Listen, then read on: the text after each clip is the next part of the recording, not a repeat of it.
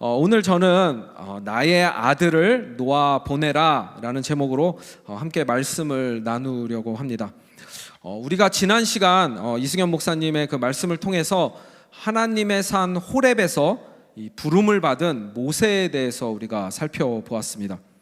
하나님은 이 모세를 바로에게 보내서 이스라엘 자손을 이집트에서 이끌어내시겠다고 말씀을 하셨죠. 그리고 그 뒤에를 보면 하나님이 자신의 이름도 모세에게 알려주십니다.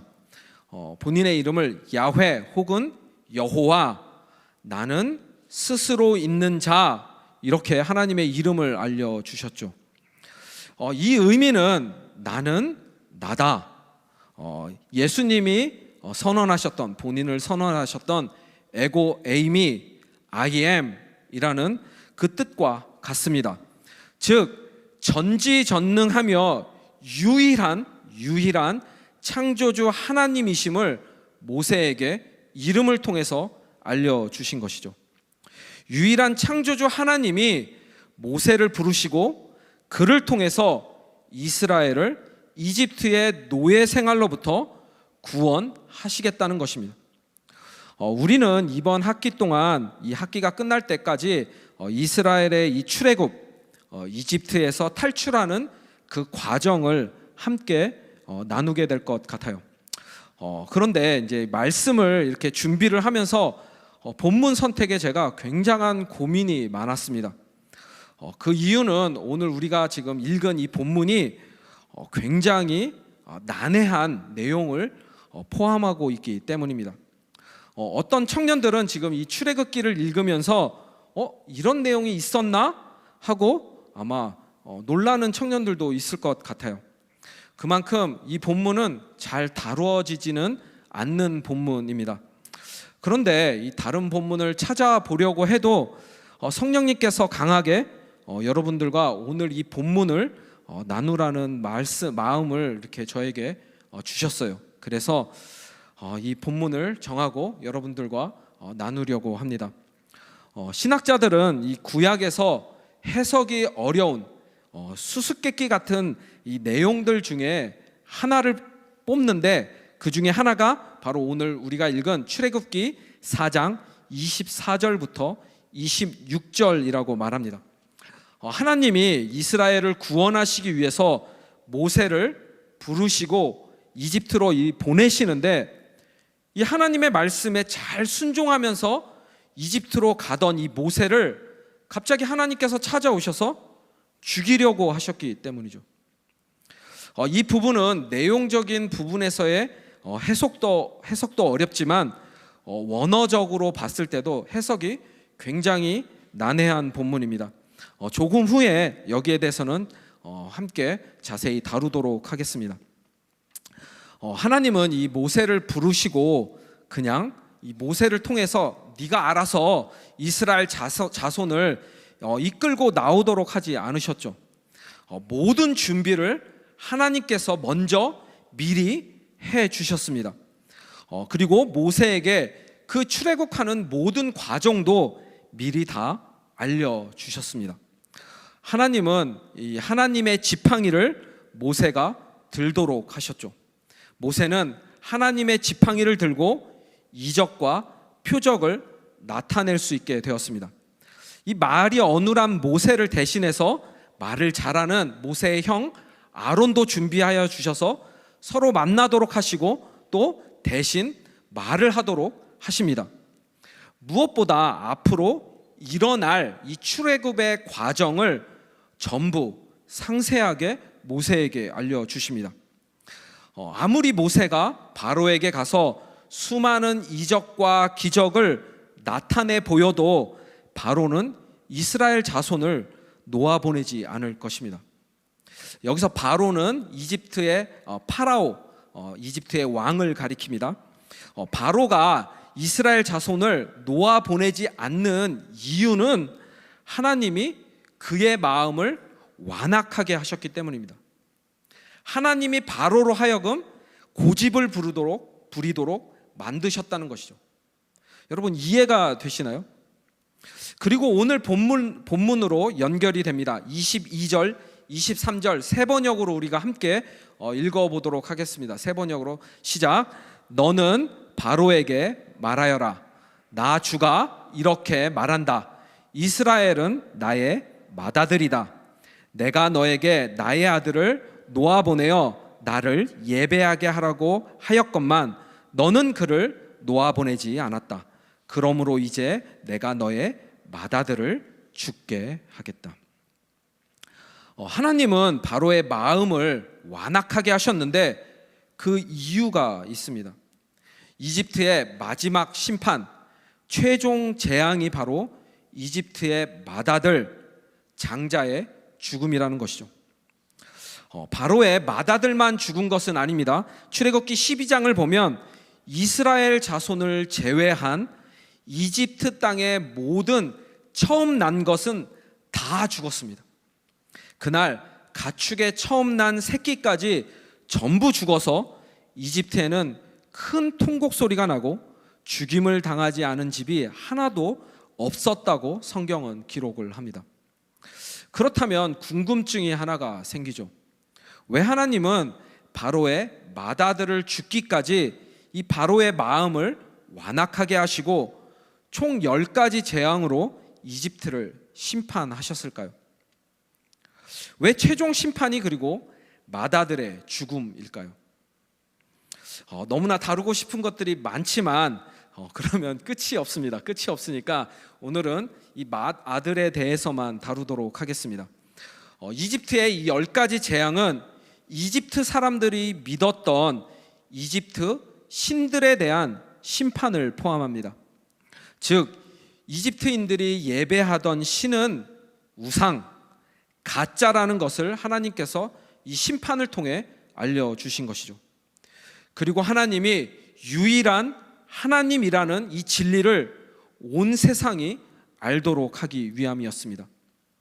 그렇다면 이 맏아들은 어떤 의미를 가질까요? 왜 맏아들에 대해서 이해하는 것이 우리에게 중요합니까?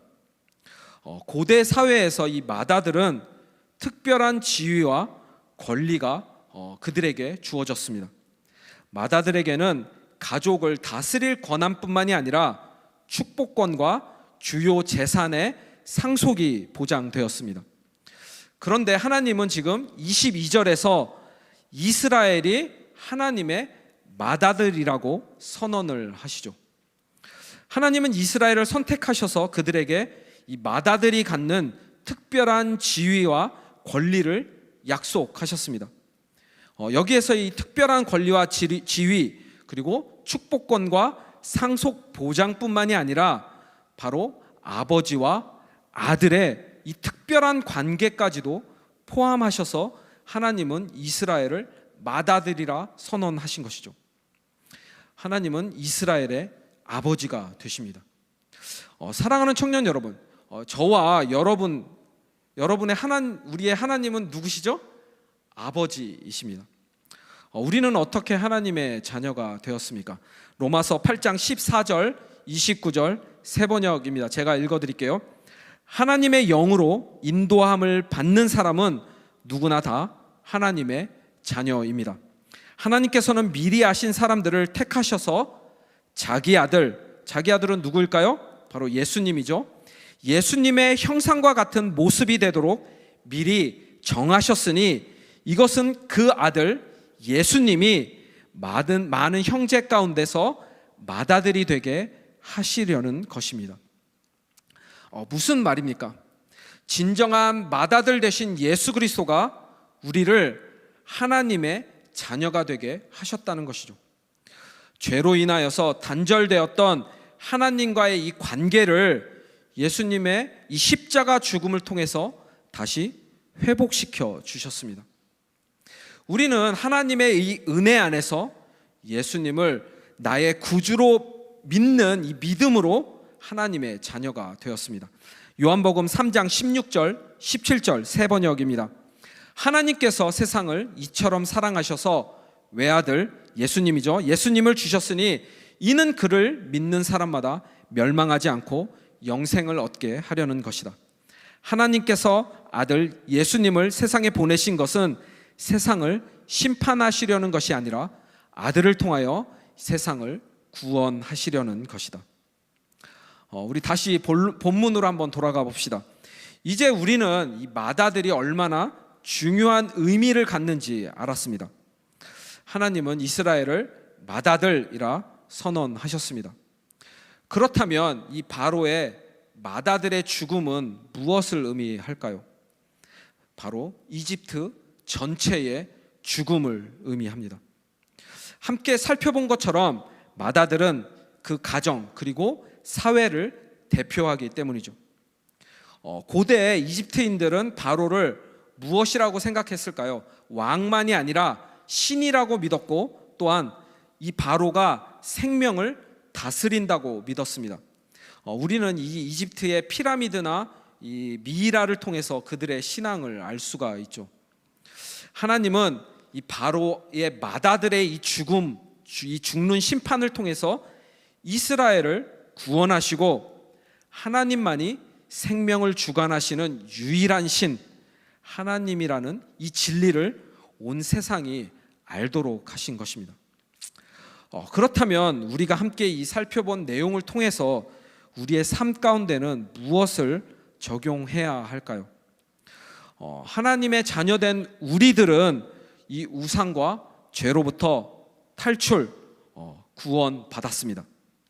이제 우리는 약속의 땅 하나님의 나라를 향해 나아가고 있죠. 이 하나님의 나라까지 우리는 믿음으로 끝까지 걸어가야 합니다. 그런데 우리 안에 어떠한 음성들이 들립니까? 이집트로 돌아가자는 그러한 속삭임이 들립니다.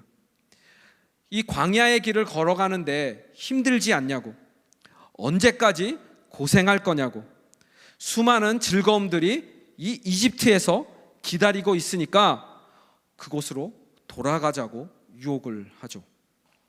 다시 이집트로 돌아가서 고생하지 말고 즐기며 살자고 속삭입니다. 정말 그럴까요? 이집트, 이 세상은 그런 곳입니까? 여러분 잊지 마십시오. 이집트에서 이스라엘 백성들은 무엇이었죠? 노예였습니다. 우리가 세상에 속했을 때 우리는 우상과 죄의 노예였습니다. 다시 이집트로 돌아간다는 것은 맏아들의 죽음, 바로 완전한 심판이 있을 뿐입니다. 사랑하는 청년 여러분, 우리는 하나님의 자녀입니다. 우리에게는 맏아들에게 주어지는 지위, 권리, 상속, 그리고 영원한 나라가 우리에게 주어졌습니다. 믿음으로 하나님의 이 사랑을 풍성히 누리는 저와 여러분들이 되시기를 축복합니다. 하나님은 이제 이 아들 이스라엘을 놓아보내라 말씀하시면서 그 목적에 대해 분명하게 알려주십니다. 이스라엘이 이 이집트에서 이 탈출하는 궁극적인 목적이 무엇일까요? 23절 우리 다시 한번 새 번역으로 읽어보도록 하겠습니다. 23절입니다. 시작. 내가 너에게 나의 아들을 놓아보내어 나를 예배하게 하라고 하였건만 너는 그를 놓아보내지 않았다. 그러므로 이제 내가 너의 맏아들을 죽게 하겠다. 하나님의 아들 이스라엘을 놓아보내는 이유는 아들이 하나님을 예배하도록 하기 위함입니다. 사랑하는 청년 여러분, 지금 우리 킹덤 청년부에서는 케냐로 이승현 목사님을 포함하여서 12명의 청년들이, 그리고 아틀란타로 오영수 목사님을 포함하여 12명의 청년들이 단기 선교를 떠났습니다. 그리고 다음 주 이제 6월 6일 화요일에는 저를 포함하여서 8명의 청년이 이제 과테말라로 단기 선교를 떠납니다. 이번 학기를 시작하면서 우리 청년부에서 이 단기 선교를 위해 얼마나 많은 준비를 했는지 모릅니다. 선교를 나가는 이 팀원들만이 아니라 이 청년부 우리 전체가 지금까지 마음을 모아서 물질로, 시간으로, 봉사와 섬김으로 최선을 다해 준비를 했죠. 그렇다면 왜 우리는 이렇게 최선을 다해서 선교를 준비했을까요? 여러분은 왜 이 단기 선교팀들을 각 선교지로 놓아 보내십니까? 잔 파이퍼 목사님은 Let the nations be glad, 열방이 기뻐하게 하라 라는 책에서 이렇게 말씀을 하셨습니다. 교회의 궁극적인 목표는 선교가 아닌 예배입니다. 우리가 선교를 하는 궁극적인 목적은 그곳에 예배가 존재하지 않기 때문입니다. 교회의 우선순위는 사람의 유익을 추구하는 것이 아니라 하나님의 영광을 추구하는 것입니다. 하나님을 예배하려면 먼저 복음을 전파하여 하나님을 알게 해야 합니다. 선교는 예배에서 시작하고 예배로 끝납니다. 나의 아들을 놓아보내어 나를 예배하게 하라. 단기 선교팀을 선교지에 놓아보내는 이유는 하나님을 예배하기 위해서입니다. 그런데 우리는 얼마나 너무나 쉽게 예배를 하고 있나요? 우리 킹덤 청년부는 정기적으로 금요기도회, 금요예배와 주일 사부, 지금 이 사부 예배를 하나님에게 드립니다. 그 외에도 우리는 마음만 먹으면 언제든지 예배를 할 수 있습니다. 부족함이 없으면 우리는 감사가 넘쳐야 하는데 실제는 어떻습니까? 감사는 사라지고 이 당연함을 넘어서 이제는 스스로의 권리라고 착각을 하는 경우는 얼마나 많은가요? 우리는 지금 예배를 하고 있습니다. 예배는 하나님을 경배하고 영광을 올려드리는 것, 경외하는 마음으로 최상의 가치를 하나님께 올려드리는 것을 의미합니다.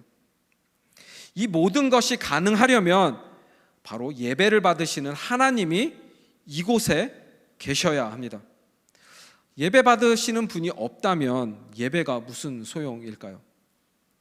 이 말은 다시 말하면 이곳에 지금 누가 계시다는 말입니까? 하나님이 임재하여 계십니다. Presence of God. 지금 이 시간 여러분의 마음을 점검하시기 바랍니다. 여러분은 지금 이곳에 어떠한 목적으로 오셨습니까? 여러분이 이곳에 있는 목적은 무엇인가요? 여러분 혹시 여러분 지금 이 시간 낭비를 하고 있지는 않습니까? 하나님의 자녀, 진정한 예배자들에게는 이 시간이 그 무엇보다 소중한 하나님을 만나고 경험하는 최고로 가치가 있는 시간입니다. 하나님이 우리를 선택하시고 자녀로 부르신 목적대로 진리 안에서 영으로 예배하는 시간이죠. 세상 사람들에게는 이 예배하는 시간이 시간 낭비일지 모르지만 하나님의 자녀에게는 이 예배는 가장 고귀한 시간, 그 무엇과도 바꿀 수 없는 최고로 가치가 있는 시간이어야 합니다. 우리에게 지금 이 순간이 하나님의 임재를 경험하는 그러한 시간이 되기를 주님의 이름으로 축복합니다. 자, 이제 우리는 구약에서 가장 난해한 이 본문을 함께 살펴보려고 합니다. 렉처가 안 되려고 굉장히 노력을 할 텐데 조금 집중을 해야 될 것 같아요. 하나님은 모세에게 이스라엘 자손을 이집트에서 구출하도록 바로에게 보내십니다. 하나님은 모든 것을 준비해 주셨고 그 과정과 목적도 자세하게 설명해 주셨죠. 그런데 이 모세가 길을 가다가 숙소에 머물러 있을 때 주님은 찾아오셔서 모세를 죽이려 하셨습니다. 여러분 이해가 되시나요? 모세가 하나님의 명령에 지금 불순종하여서 요나처럼 도망간 것도 아니고 순종하여서 바로에게 가고 있는 길입니다. 더구나 20절 그 위에 안 읽었지만 그 전절을 보면 20절을 보면 모세는 아내와 아들들까지 데리고 지금 이집트 땅으로 가고 있습니다. 그런데 왜 하나님은 이 모세를 죽이려 하셨을까요? 제일 먼저 이 해석의 불분명함을 살펴보면 우리가 지금 읽은 이 개역개정을 포함하여서 대부분의 한국어 성경 그리고 NIV 성경은 하나님이 찾아오셔서 죽이려 했던 사람을 모세라고 해석을 합니다. 하지만 히브리 원문과 킹 제임스, ESV, NASB 등 영어 성경은 이곳에서 3인칭 남성 대명사 그라고 해석을 합니다. 그. 무슨 말일까요? 하나님이 죽이려 했던 사람이 그인데 모세인지 확실하지 않다는 것이죠. 모세일 수도 있지만 그의 아들들 중에 한 명인 게르솜 혹은 엘리에셀일 가능성도 있습니다.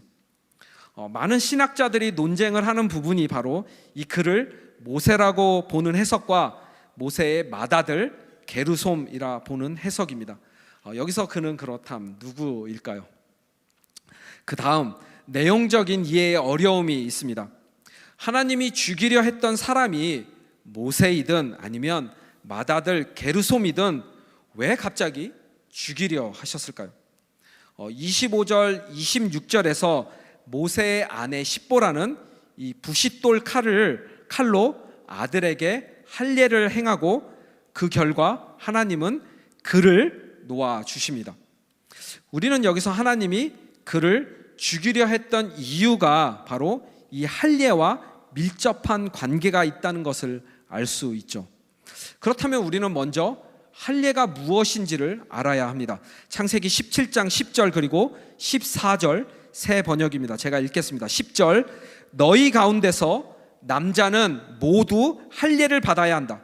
이것은 너와 내 뒤에 오는 너의 자손과 세우는 나의 언약 곧 너희가 모두 지켜야 할 언약이다. 14절 할례를 받지 않는 남자 곧 포피를 베지 않는 남자는 나의 언약을 깨트린 자이니 그는 나의 백성에게서 끊어진다. 무슨 말입니까? 이스라엘 백성에게 이 할례는 몸에 새기는 하나님과 맺은 언약의 증표입니다. 할례를 받는 이스라엘 자손이 하나님의 맏아들, 바로 하나님의 자녀, 하나님의 백성이 되는 것이죠. 남자로 태어난 아이들은 이 8일 만에 할례를 받아야 했습니다. 만약 할례를 받지 않으면 어떻게 됩니까? 하나님의 언약을 깨트렸기 때문에 하나님의 백성에서 끊어집니다. 그렇다면 우리는 이제 이 상황을 유추해 볼 수 있죠. 모세는 제가 저번 설교에서도 나눴지만 믿음의 부모 아므람과 요게벳으로부터 태어난 지 8일 만에 할례를 받았을 것입니다. 하지만 모세의 아내 십보라가 지금 본문에서 뒤늦게 아들에게 할례를 행했다는 것은 모세가 아들 게르솜과 엘리에셀에게 할례를 주지 않았다는 사실을 알 수 있죠. 모세는 지금 하나님의 부르심을 받아서 이스라엘을 구원하기 위해 이집트로 가면서 이스라엘 자손에게 있어서 가장 근본적인 하나님의 명령을 지금 지키지 않고 있는 것입니다. 하나님은 언약대로 약속대로 할례를 주지 않았던 모세 혹은 할례를 받지 않은 모세의 맏아들 게르솜을 죽이려고 하셨습니다. 하지만 여기서 우리는 또 하나님의 은혜를 찾아볼 수 있어야 합니다. 여기 원어를 그대로 해석을 하면 하나님은 그를 죽이기 위해 찾았다입니다. 무슨 의미일까요? 하나님은 모세가 잘못을 깨닫고 돌이킬 수 있도록 경고와 기회를 주신 것입니다. 그리고 십보라는 하나님의 뜻을 깨닫고 즉시 아들에게 할례를 줍니다. 이 십보라의 즉각적이고 용기 있는 이 행동이 하나님이 그를 놓아주도록 합니다. 저의 개인적인 해석으로는 저는 이 그를 모세로 보는 것이 더 맞다고 생각을 합니다. 왜냐하면 아들에게 할례를 주는 것은 일반적으로 아버지가 하는 일입니다. 그런데 지금 아들을 엄마인 십보라가 할례를 주었죠. 더구나 이때 이 게르솜과 엘리에셀은 나이를 추정하면 대략적으로 30대 전후라고 추정이 됩니다.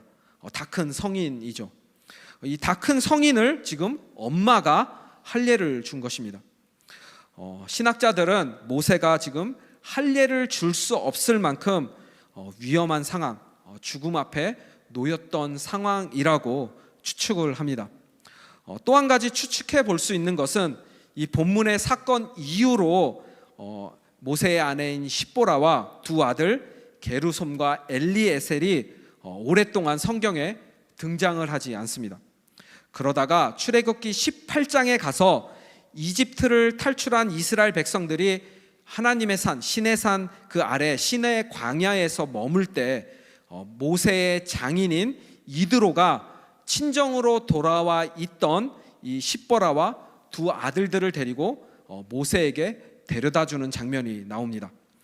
여기에서 추측할 수 있는 것은 이 게르솜과 엘리에셀이 이 할례를 받은 후에 모세만 홀로 이집트로 들어가고 십보라와 두 아들들은 회복한 후에 자신들의 집으로 돌아갔을 것이라는 추측이죠. 사랑하는 청년 여러분, 여기서 그가 정확하게 모세인지 게르솜인지 아는 것보다 더 중요하고 근본적인 부분에 우리는 집중을 해야 합니다. 바로 이 하나님의 사명은 자신의 의로 하는 것이 아니라 하나님의 의를 알고 하나님의 뜻에 따라 온전히 순종해야 한다는 것이죠. 십보라는 모세를 피남편이라 고백을 합니다. 무슨 의미일까요? 할례, 즉 아들이 이 피 흘림을 통해서 모세가 살았기 때문입니다. 여러분, 무언가 연결이 되지 않나요? 무언가 떠오르시지 않나요? 구원은 오직 이 피 흘림, 완전한 희생을 통해서만 가능합니다. 우리가 죄인 되었을 때 예수님은 우리를 구원하시기 위해서 십자가에서 대신 피 흘리심, 완전한 희생을 통해 우리와 하나님을 화목하게 하셨습니다. 모세는 이 사건을 통해 작은 것 하나라도 하나님 앞에서 뜻을 구하고 온전하게 순종해야 한다는 것을 배웠죠. 여러분 중에 지금까지 살아오면서 분명한 하나님의 이 부르심이라 확신으로 무언가를 시작을 했는데 한순간에 무너지는 경험 혹은 실패했던 경험은 없으신가요? 모세처럼 이렇게 죽음을 마주하지는 않았을지라도 확신을 넘어서 믿음으로 순종을 했는데 좌절한 경험이 있지는 않으십니까? 어쩌면 모세처럼 저도 40이라는 나이에 하나님에게 목회자로 부름을 받았습니다. 하나님이 예배 가운데 직접 말씀을 주셨기 때문에 늦은 나이지만 저는 신학대학원에 입학을 했습니다. 더구나 이 40이라는 나이에 제가 영어로 공부를 시작을 했습니다. 그렇게 4년 6개월이라는 시간이 흘러서 졸업까지 이제 한 학기를 남겨놓고 있을 때 우리가 너무나도 잘 아는 코로나 팬데믹이 시작이 됐습니다.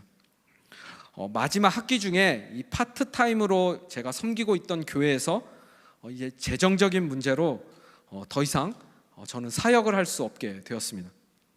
학교는 졸업식에 참석하지도 못하고 이제 온라인으로 졸업을 했죠. 신학교를 졸업을 했는데 섬길 교회가 없습니다. 목회자를 찾는 것도 없습니다. 분명 하나님의 직접적인 부름이 있었고 순종을 해서 어렵게 그것도 영어로 공부를 해서 졸업을 했는데 목회할 교회가 없는 것만이 아니라 섬기던 교회에서 재정적인 이유로 쫓겨났습니다. 그렇게 1년 가까이 목회할 곳이 저에게 없었죠. 만약 그때 제가 좌절했다면, 포기했다면 저는 이곳에 아마 없었을 것입니다. 아무 희망도 보이지 않고 그 좌절의 시간이죠. 저에게는 어쩌면 그 시간에 저는 온라인으로 성경 강해를 시작을 했습니다. 7개월이 넘는 시간 동안 이제 강해 영상을 만들고 온라인으로 제자 훈련을 했죠. 그렇게 끝나지 않을 것 같은 이 팬데믹이 풀리기 시작을 하면서 우리 교회 이제 KCPC에서 3명의 목회자를 찾는 이제 이 광고를 제가 보게 되었습니다. 그런데 이 자격 조건들 중에 무엇이 있었냐면 2편의 설교 영상을 보내라는 것이 있었어요. 여러분, 그 당시 제가 설교가 있었겠습니까? 아무 설교한 게 없는 거예요. 그렇다면 제가 무엇을 보냈을까요? 당연히 제가 7개월 동안 만들었던 이 온라인 강의 영상을 제가 교회에 보냈습니다. 여러분 중 저랑 한 번이라도 이 성경 공부나 훈련을 한 청년들은 그래도 제가 나름 잘 가르친다고 생각하지 않나요? 아닌가요? 어쨌든 졸업 후에 이 팬데믹으로 인하여서 저에게 강제로 주어진 이 1년이라는 이 시간은 저를 준비하는 시간이었을 뿐만이 아니라 5년 동안 제가 배웠던 이 신학을 정리하고 체계화할 수 있는 너무나도 소중하고 중요한 시간이었습니다. 그때는 몰랐죠. 돌아보니 너무나 소중한 시간이었습니다. 말씀을 마무리하도록 하겠습니다. 하나님은 지금 맏아들 이스라엘을 이집트로부터 구원해 주실 것입니다. 그 구원의 과정을 통해 오직 신은 여호와 하나님 한 분밖에 없음을 온 세상이 알도록 하십니다. 우리도 예수님의 이 십자가 순종을 통해서 죄로부터 구원을 받아 믿음으로 하나님의 자녀가 되었습니다. 하나님은 우리의 아버지이십니다. 우리를 구원하신 하나님에게 예배하는 것은 가장 고귀한 시간, 그 무엇과도 바꿀 수 없는 가장 가치가 있는 시간입니다. 그리고 이 예배는 자녀들의 특권입니다. 그렇게 우리는 이 세상에서 삶으로 예배하고 하나님의 자녀로 살아가지만 때때로는 우리가 이해가 되지 않고 깊은 좌절과 실패를 경험하며 또한 마주할 때가 있습니다. 이때 그러면 우리는 무엇을 해야 할까요? 바로 선하신 하나님의 뜻을 구하는 것입니다. 우리의 한계로는 이 보이지 않는 길을 하나님은 그 순간 인도해 주십니다. 우리의 아버지 되신 하나님을 믿고 순종하며 그 길을 묵묵히 걸어가고 나아갈 때 우리는 하나님의 뜻을 깨닫게 됩니다. 사랑하는 청년 여러분, 여러분은 하나님의 자녀입니다. 우리의 삶은 예배자의 삶입니다. 하나님은 신실하시고 좋으신 여러분의 아버지이십니다. 아버지 되신 하나님의 의와 이 뜻을 깨달아 믿고 순종하는 삶을 살아가는 저와 여러분들이 되시기를 주님의 이름으로 간절히 축복합니다.